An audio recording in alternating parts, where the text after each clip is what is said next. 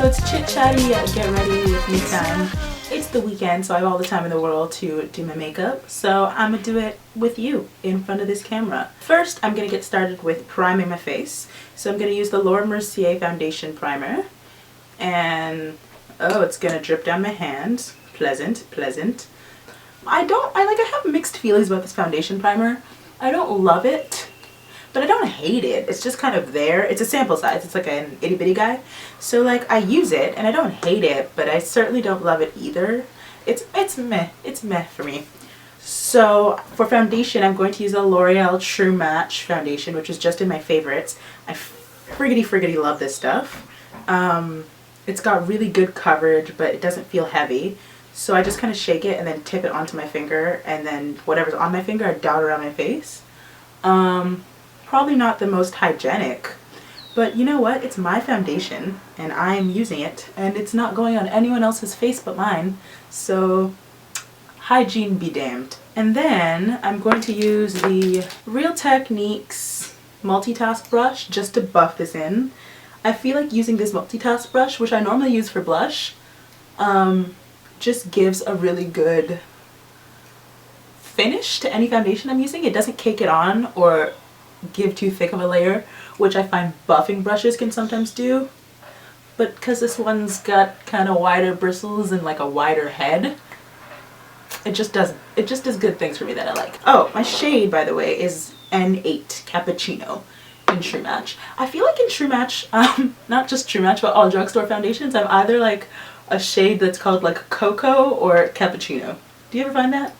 Like they choose like a color and just go with it. Like I feel like L'Oreal and Revlon and all of them all just use the same kind of colors. Or Nutmeg. Nutmeg's like a good one too. Nutmeg's normally too light, but like Cappuccino, that's like solidly what I am in both L'Oreal and Revlon foundations, which is funny. Oh, you know what? I'm gonna prime my eyelids first and then I'll move on to the rest of my face just so that I can kind of set in. I'm using the Lorac Behind the Scenes. I can't read what else it says because it's rubbed off, but it's just the primer that came with like the Lorac Pro palette. It's nice. I like it. I have no problems with it. It primes my eyelids. Things don't crease. What else can I really ask for? So I'm going to go on with concealer. It's the LA Girl Pro Conceal in the shade Toffee, and I'm going to use this one under my eyes. Ooh. If it would ever come out. I'm always afraid when I squeeze it that I'm just going to get way too much and it's going to be bad news bears, but we're okay. We're okay this time. And I'm probably going to highlight a bit under here, a bit over here, a bit over here, and a bit down here. All those normal places. And then I'm going to enjoy how crazy I look. And I'm just going to blend that all in. So I'm just taking this like contour brush from Real Techniques. Big Real Techniques fan. And I'm just going to blend it all into my face.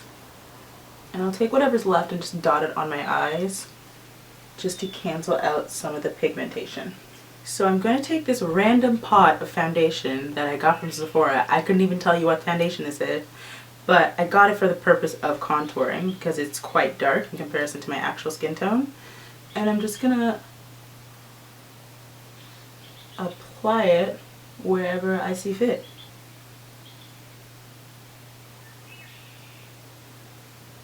The same brush that I used to highlight, now that I don't need it anymore for highlighting, I'm just going to use to blend in my contour.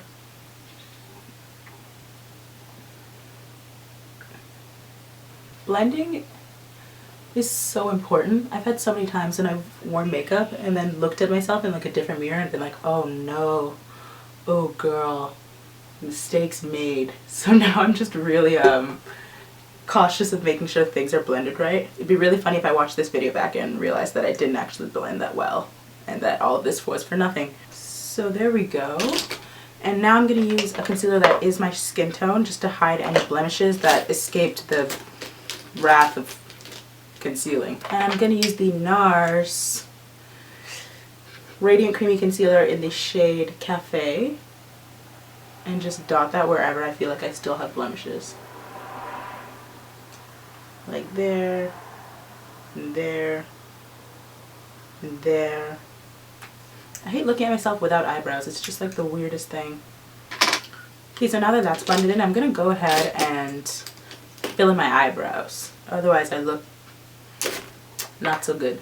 So I'm going to use the Anastasia Dipbrow Pomade. In terms of my feels on this product, I really love it. I don't use it if I'm in a rush because it requires so much precision and it's just not worth it if you don't have the time. But it is ridiculously pigmented though. So I'm actually just going to fast forward this whole me doing my eyebrows business because I'm going to put up an eyebrow routine video sometime soon and that'll explain it and it'll take up less time in this video. Okay, eyebrows on. Eyebrows engaged. Do I want to do my eyes or the rest of my face or my eyes or the rest of my face? I'm going to do my eyes. So they are already primed and ready to rumble. And I'm going to do like a kind of pseudo cut crease. Like not a real cut crease because like those are too intense for me and slash I don't know enough how to do them. But like a pseudo one. Whenever I am doing them, I first like to start off with a brown liner. But I take a brown liner and I kind of map out where I want the crease to be because that's generally the color that I'm working with. And I also map it out above my actual crease because if the cut crease cut at my actual crease, like it would just look bad. It would just look bad. So I kind of make a fake crease higher than my real crease.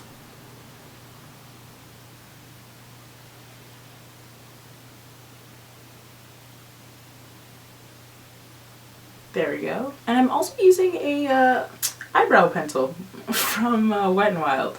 But you know, I believe in multi-use products, so that's what I'm going to be using. And I'm just going to repeat it on the other eye. Again, looks like crap now. Hopefully will look less like crap soon. After that, I'm going to take the eyeshadow that I'm going to be using and I'm going to pat it up to that line that I made. And I'm going to use the NYX Nude Matte Shadow in the shade Blame It On Midnight. And it's just like a warm brown that I would say is quite a few shades lighter than my skin tone. And I just like to pat it right up to that pseudo crease, like so. And after I've done that, I'm going to take matte Garcia, which is like a really warm brown from the Beat Man Nude palette, and I'm just going to start blending out that line that I created. So this blend, I'm really not worried about bringing it too high up because I'm going to take a deeper brown with a more pointed brush and go over this again. I just want to make sure that original line is kind of blended out like that. Now I'm going to take a really teeny tiny little detail brush. It is called the accent brush from Real Techniques, and I'm going to take Matte Wood, which is the darkest brown in this Meet Matte Nude palette, and I'm going to retrace out that line that I made.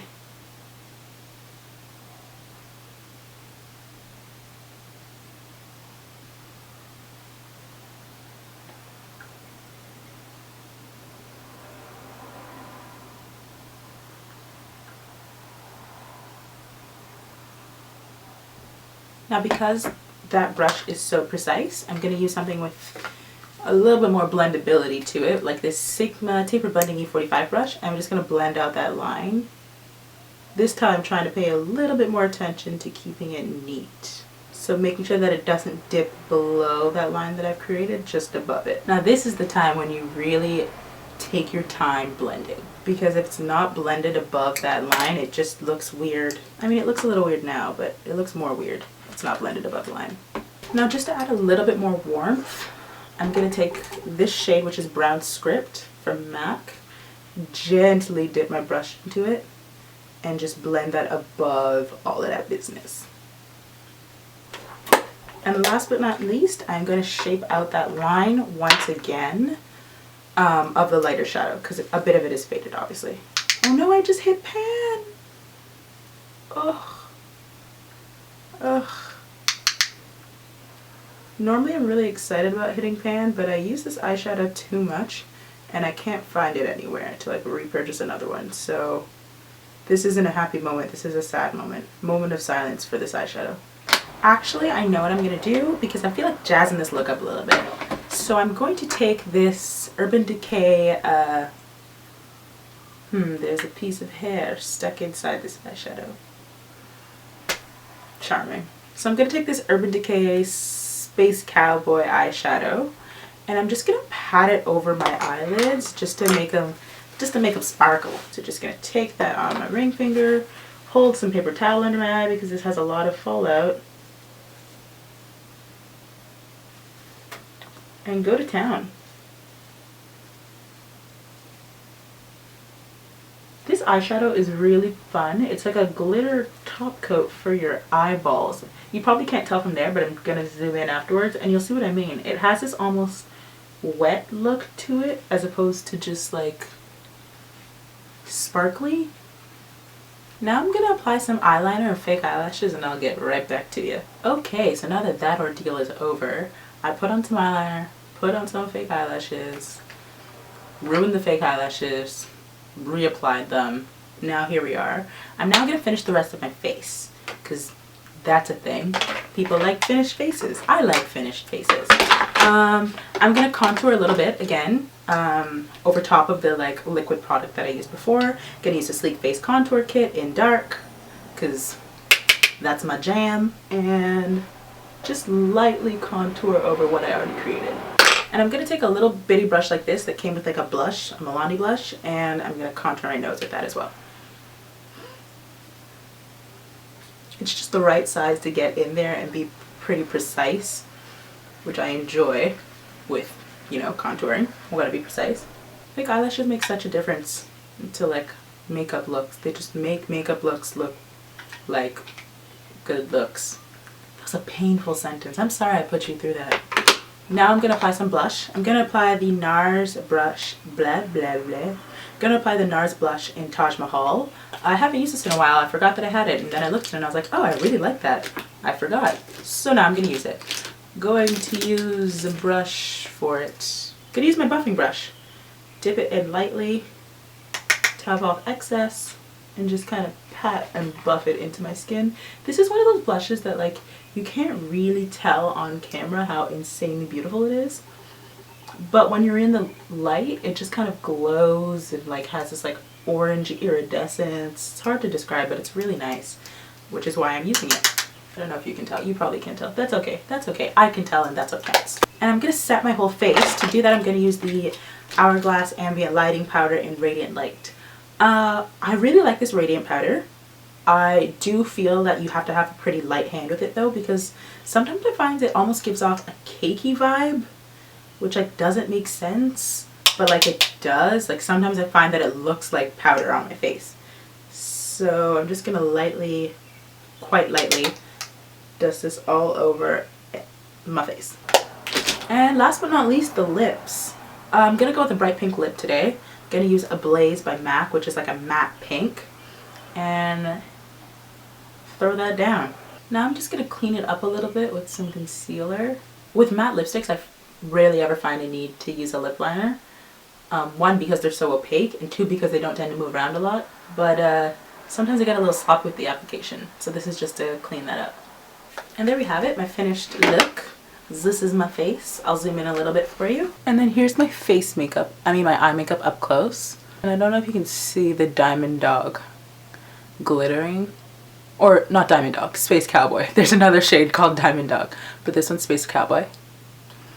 And it's just like a silver like shimmer glitter. It's hard to describe, but it exists. So here's my finished face. Here are my eyes. You can see it's kind of like a pseudo cut crease, like an almost cut crease, but like not a really intense one.